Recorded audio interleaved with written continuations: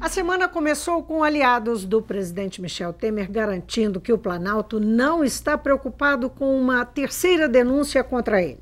Na semana passada foram presas 9 pessoas, entre elas amigos próximos de Temer, todos alvos do inquérito que investiga uma suposta concessão de vantagens a empresas portuárias em Santos. A investigação aponta para pagamento de propina em troca da edição do Decreto dos Portos, assinado pelo presidente Temer em 2017. O grupo foi solto, mas o episódio deixou Brasília em polvorosa. Esse é o nosso primeiro assunto de hoje com o jornalista de política Carlos Lindenberg. Bem-vindo, Lindenberg. É sempre bom estar aqui conversando sobre política. Lindenberg, acredita em uma terceira denúncia? Tem gente preocupada com isso, achando que isso pode trazer consequências nefastas. Olha, é muito provável, porque esse grupo de amigos do presidente Temer, esse grupo foi preso para quê? Para delatar, para entregar alguma coisa. Né? Eles fizeram depoimentos e depois foram soltos. Até uma coisa me pareceu meio estapafúrdia, fazer uma prisão na quinta-feira da Semana Santa, e soltar num sábado. Quer dizer, não precisava isso. Esperava segunda-feira e fazia da prisão. O Barroso, de vez em quando, dá uma derrapada que é meio perigoso. Mas, enfim, o grupo foi preso... O ministro Barroso do Supremo. Ministro Luiz Roberto Barroso, do Supremo Tribunal Federal. Né? Falando é para ele, é dele mesmo. Então, veja bem, houve esse caso e há realmente ali o pessoal mais próximo do presidente, a assessoria mais direta do presidente, está receando, sim, o surgimento de uma terceira denúncia. O que vai depender muito mais aí é da procuradora, Raquel Dodge, se ela realmente oferecer a denúncia, que é ela que tem que tomar a decisão, aí é provável que haja um terceiro julgamento do Michel Temer. Tem consistência essa investigação? Do que tudo que já saiu publicado e tal, você enxerga consistência nisso? Olha, eu vejo alguns indícios, né? Consistência propriamente não, porque você tem que olhar, ver a investigação. Mas eu vejo alguns indícios. Por exemplo, essa história apareceu como? Apareceu lá atrás com Rocha Loures ligando para o Temer, né? O telespectador deve lembrar disso, ligando para o presidente Temer, cobrando a edição do decreto. Começou aí, numa gravação, naquela mesma época da JBS, com o senador Aécio Neves, naquele mesmo período. Apareceu isso aí. De lá para cá, as coisas foram andando, vieram no ritmo muito próprio do Supremo Tribunal Federal, mas vieram andando. Essa história do Porto de Santos não é nova. Há 20 anos se fala numa relação do Temer, então deputado, com o Porto de Santos. Há 20 anos se fala nisso. Tanto é que há um inquérito que estava já engavetado em São Paulo e foi chamado agora pelo Supremo Tribunal Federal, foi avocado esse inquérito que estava parado, engavetado, para fazer parte dessa nova investigação que se abriu agora, depois desse telefonema do Rocha Loures, né, com relação ao presidente Temer. Curioso de tudo isso é aquele Coronel Faria... do Antônio Carlos Magalhães também, no final da década de 90, fazendo uma referência de que essa Porto de Santos poderia ser um problema para Michel Temer. Porque isso não é novo, de fato não é novo. Quem está acompanhando a política aí, a esse tempo todo, como a gente aí, vê que isso não é novo. Quer dizer, a novidade é agora ele ser investigado como presidente da República. E a prisão, ainda que por 2 ou 3 dias, desse grupo mais próximo dele, inclusive um coronel da PM, se não me engano, o Coronel Faria, que é tido como testa de ferro dele. Agora, o decreto, de fato, é de 2017, não é isso? O decreto dos portos, chamado 2017, Decreto dos Portos. Foi do tal telefonema do Rocha Loures, que ligou para ele, né, e foi gravado, cobrando uma decisão sobre esse suposto benefício a essas empresas que operam em Santos, que estão lá se eternizando, né? Isso não é de hoje. Agora, essa história tem um poder, quer dizer, você tinha uma movimentação até que estourasse essa confusão no final da semana passada, existia cada vez mais um discurso dentro do MDB, que está na cúpula lá no Planalto, o Temer considerando que é provável que sairia candidato, o Meirelles indo para o MDB, falando-se numa dobradinha entre os dois, não é? Um candidato a presidente, o outro a vice. Essa história embarrera, joga por terra esse projeto? Não? Claro que pode até não jogar por terra, se não houver denúncia. Se houver denúncia, eu acho que joga. Mas ainda assim, deu uma esfriada, né? Eu estava no entusiasmo, aquela coisa toda, e o grupo lá mais próximo, o grupo chamado Grupo Palaciano, sentiu o golpe. Essa história do Meirelles com o Temer é uma coisa curiosa, porque o Meirelles se filia esses próximos dias ao MDB, né? E o Temer se coloca como um presumível candidato, e o Meirelles poderia ser o vice. Como se isso fosse garantia para o mercado de que a política econômica que está em vigor hoje fosse, primeiro, um sucesso, o que na verdade não chega a ser um sucesso, né? Há um respiro, simplesmente. Segundo, é também curioso, porque sendo o Meirelles vice do Temer, não quer dizer que ele vai manter a mesma política econômica. Por quê? Porque a gente sabe que quem está na garupa não governa a rédea. Então, não é bem assim. É mais uma maneira de dar um rosto para a chapa, ou a suposta chapa do Temer, com uma suposta garantia de que o Meirelles vai implementar essa política econômica aí, que para alguns é um sucesso, mas não é. Você vê, há um respiro simplesmente. Até porque a economia mundial também começou a melhorar, só isso. Agora, nessa semana que nós estamos começando, nós temos o julgamento do habeas corpus no Supremo Tribunal Federal do ex-presidente Lula. É um momento muito grave porque há um clima de acirramento em torno dessa questão. A polarização está muito óbvia, não é? Qual que é a sua impressão, primeiro desse Supremo pressionado, né? Que é o que a impressão que a gente tem é que existe uma pressão interna e uma pressão de fora para dentro. Como é que você percebe isso e o que você acha que vai dar esse resultado? Não, o que vai dar o resultado é difícil saber. Existem prognósticos em cima de votações anteriores. Né? Pela votação que está aí, pela última votação, que foi aquela da aceitabilidade do habeas corpus, seria de imaginar que o habeas corpus seria concedido ao presidente Lula.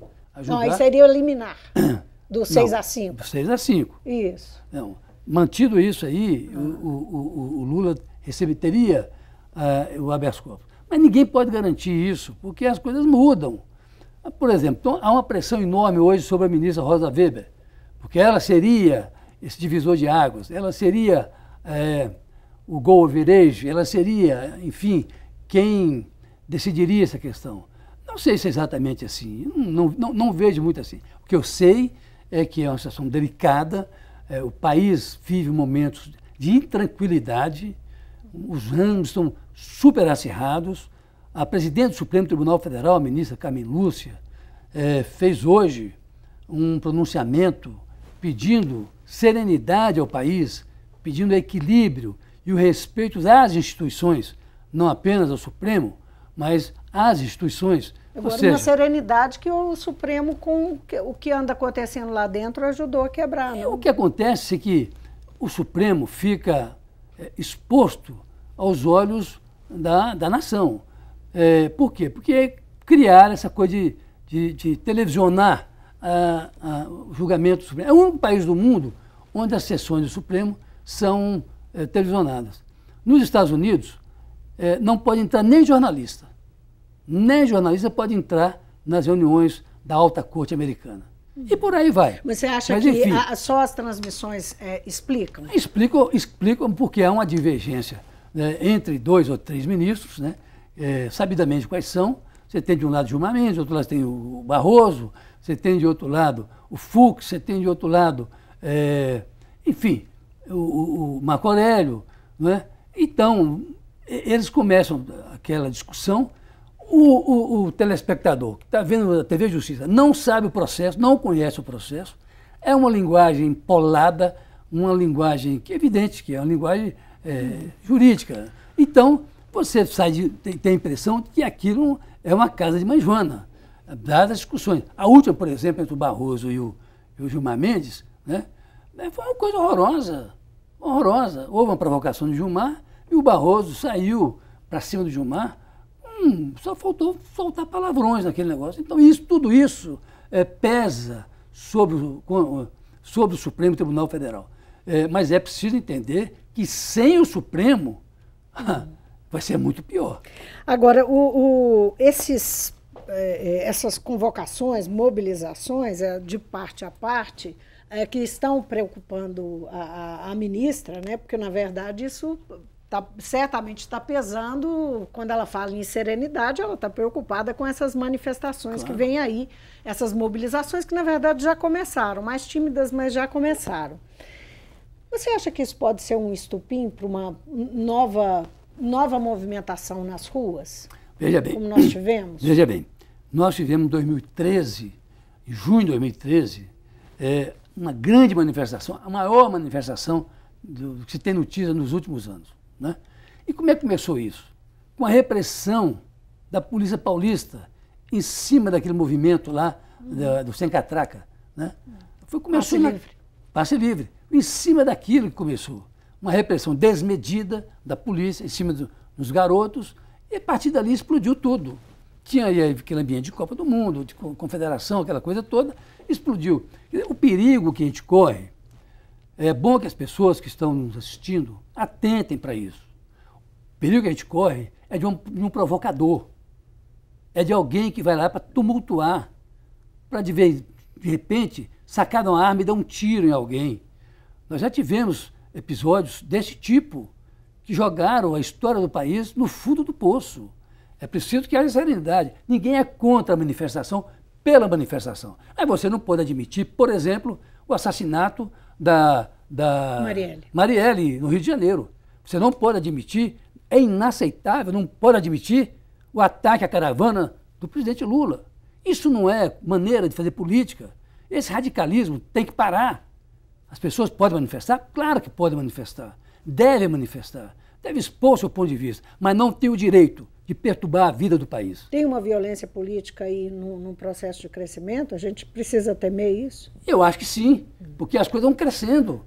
Você começa com uma coisinha boba, que é uma agressão, um xingatório a uma senadora do PT, há uma contrapartida, ataca-se um deputado no Nordeste, no aeroporto, e a coisa vai crescendo, aí você agride verbalmente um ministro do Supremo Tribunal Federal, tenha ele culpa ou não não agrada as pessoas, e vai por aí afora. Quer dizer, isso tem tudo... Tem as ameaças denunciadas pelo Fachin, né? Aquela ameaça do Fachin, cá para nós, aquilo não me convence. Não, por quê, hein? Não me convence, porque ninguém que sofre uma ameaça vai na televisão dar uma entrevista e dizer que está sendo ameaçado. Ninguém faz isso. Até porque, pena que o Fachin não esteja me ouvindo, e nem me assistindo. É preciso que ele diga lá dentro o que aconteceu. Ele não disse. Ele disse que a família está atacada, eu quero proteção 24 horas por dia na casa dele em Brasília, na casa dele em Porto Alegre, na casa de praia dele lá no Rio Grande do Sul. Também não é possível as coisas serem desse jeito. O quanto ser um ano eleitoral agrava essa situação? Agrava. O risco é da gente não ter eleição. As coisas vão andando. Esse é o que é o grande problema. Sabe? Não são apenas manifestações em si. Elas devem ocorrer pacificamente, como andaram acontecendo algumas aí uns certo tempo atrás, mesmo aqueles idiotas pedindo a volta dos militares, que é uma coisa que não tem... Nem os militares querem voltar, essa é a verdade. Não é o papel deles isso. Mas, enfim, é que uma coisa vai puxando outra, e a gente aí acaba numa situação que, de repente, a gente não vai ter nem eleição. E agora nós temos um fator novo, que são as tais das fake news que rodam a internet, as redes sociais, que podem ser você acredita, um condimento para agravar uma situação como essa? Sem dúvida. Eu sei, inclusive, que o Supremo Tribunal Federal está muito preocupado com isso. Mais ainda que o Supremo, o Tribunal Superior Eleitoral está buscando que não formas... tem como cercar isso, mas está buscando forma para cercar, para tentar minimizar. Por exemplo, tirar páginas que estão ofensivas, que estão no Facebook. Tiraram duas, né? No Facebook, não sei onde mais. Enfim, Essas coisas são perigosas, não por elas em si mesmas, mas porque elas podem desencadear. Pelo que elas podem desencadear. E aí, você abriu aquele negócio, uma expressão muito comum, nós usamos aqui sempre, né? Água morra abaixo, fogo morra acima, ninguém segura, ninguém controla. Então é preciso evitar essa água morra abaixo e esse fogo morra acima.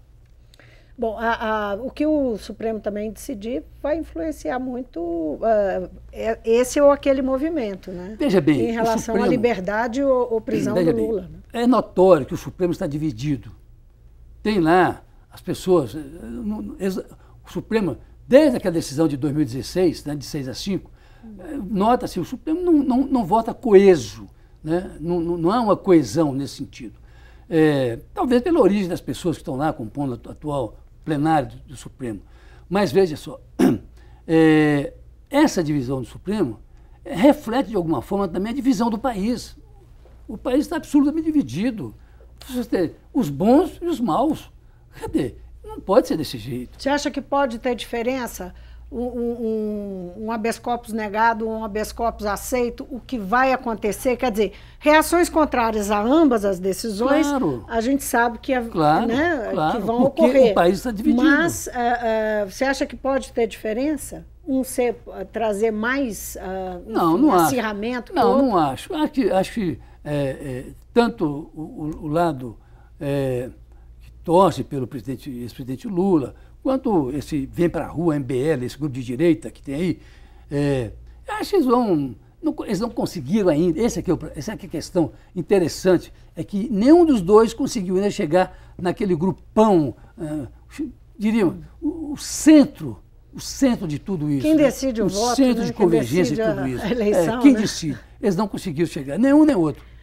Bom, vamos falar de Minas Gerais um pouco? Vamos, claro. Não que a gente tenha nem de longe esgotado essa história toda. Não, isso vai longe, isso vai longe. É só porque nós estamos começando a semana e são esses assuntos que vão esquentar. Mas aqui em Minas, nós temos, nos últimos dias, nós tivemos muita movimentação, não é? Por conta da janela partidária, quer dizer, não é só aqui no país inteiro, mas aqui nós temos dois elementos novos. Existe digamos que a gente ainda não sabe se é pura especulação, mas existe ainda, está acontecendo um zum em torno da candidatura de Antônio Anastasia.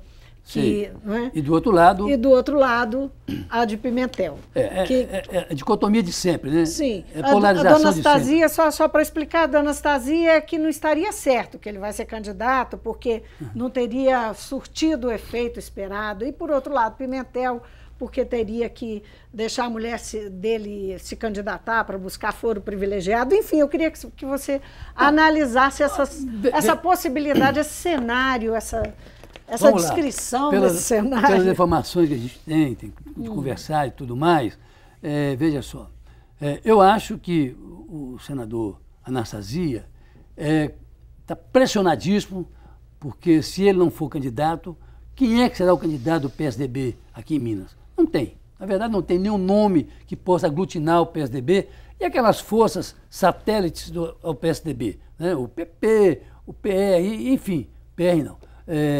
Outros partidos que gravitam em torno do PSDB.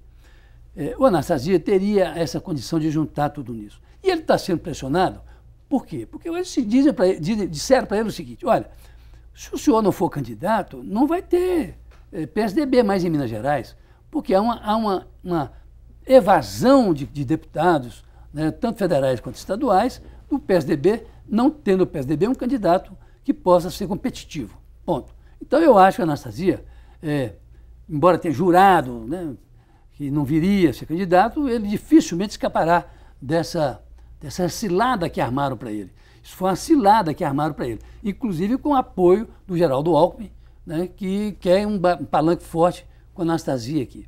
Na verdade, o que a Anastasia quer é ser vice do Geraldo Alckmin. Esse aqui é o grande sonho dele, é ser vice do Geraldo. O grande sonho dele, na verdade, é ser ministro do Supremo Tribunal Federal. Mas não podendo chegar lá tão rapidamente, ele quer ser vice do Geraldo Alckmin. Mas ele teve esses desejos aparentemente frustrados. Ele vai ser candidato. Eu tenho a impressão que ele vai ser candidato aqui em Minas. Vai. De outro lado, essa história de que o Pimentel não será candidato, isso é balela, isso não existe. Essa história de que, não, porque tem que arrumar um foro privilegiado para a mulher, que bobagem, não é nada disso. E ele cria um foro privilegiado para ela e ele fica sem foro privilegiado. Que história? Não tem sentido isso. Além do mais, a coisa de 10 dias, o Pimentel reuniu todo o seu secretariado no Palácio da Liberdade, à tarde, e convocou todos eles para a campanha. Todos, dizendo que ele é candidato à reeleição e, portanto, conta com o concurso deles, aqueles que vão estar fora do governo, sair do governo para disputar mandatos, né? E aqueles que vão ficar na secretaria, evidentemente que eles não podem fazer campanha para o governador. Em relação ao Anastasia, qual que é a sua impressão? Desde que foi anunciado, né, que ele será candidato, ele está no exterior e colocou lá algumas condições para ele não ter ingerência e tal, mas qual que é a sua impressão da movimentação desse campo político? Porque essa é uma... nessas especulações, essa é uma alegação de que não teria tido o resultado que se esperava. Não acho. Eu acho que não. Acho que está cedo para dizer que não houve resultado. Está cedo. Você pode até dizer que o Pimentel continua favorito de alguma forma, segundo as pesquisas que você tem aí, mas dizer que ele não... Tanto provocou algum tipo de movimentação que o PP, por exemplo, que sempre foi aliado, já voltou para o campo do Anastasia. Já tem até uma chapa supostamente montada, que tem o fulano para o Senado, o outro fulano para o Senado, né? O vice seria alguém lá do Triângulo, já tem uma chapa montada mais ou menos, não se pode dizer totalmente montada, porque tá cedo para isso, né? Mas já existe a movimentação nesse sentido. Agora, Márcio Lacerda parece que continua na corrida até o fim. Pois é, essa movimentação da Anastasia, eu acho que prejudicou muito o Márcio Lacerda. Ele ficou meio mais ou menos isolado. Por quê? Não totalmente isolado, mas um campo bem restrito. Bem restrito. Por quê? O PP ia estar com ele, né? PSD, né? O PSD ia estar com ele, não é? E, de repente... Mesmo o PPS era uma possibilidade. É também uma possibilidade. No entanto, ele não está levando esse pessoal com ele mais. Então, nessa movimentação que eu vejo por aí, eu acho que ele foi o mais penalizado. Não sei como ele vai fazer para dar uma volta nisso, né? Ainda tem que não esperar. Tá claro. O 7 de abril é fundamental, porque aí a gente deve saber quem é que está em cada partido. Que é o fim da janela partidária. Acabou. Ninguém pode mais trocar de partido a partir do dia 7 de abril. Na verdade, 6, né? Porque a partir do dia 7, cada um no seu quadrado. Exatamente. Né? E aí nós vamos ter aquela coisa lá do dia 15 de agosto, quem é que vai ser candidato realmente. Lindenberg, obrigada por ter vindo ao Mundo Político. Sempre às ordens.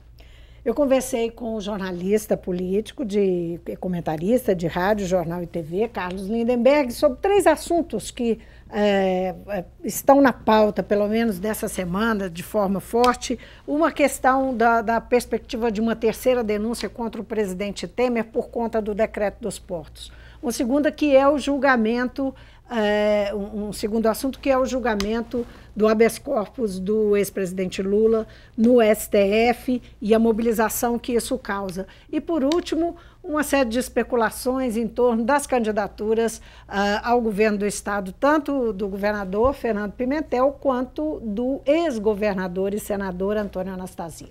O Mundo Político fica por aqui. Obrigada por nos acompanhar e até o próximo programa.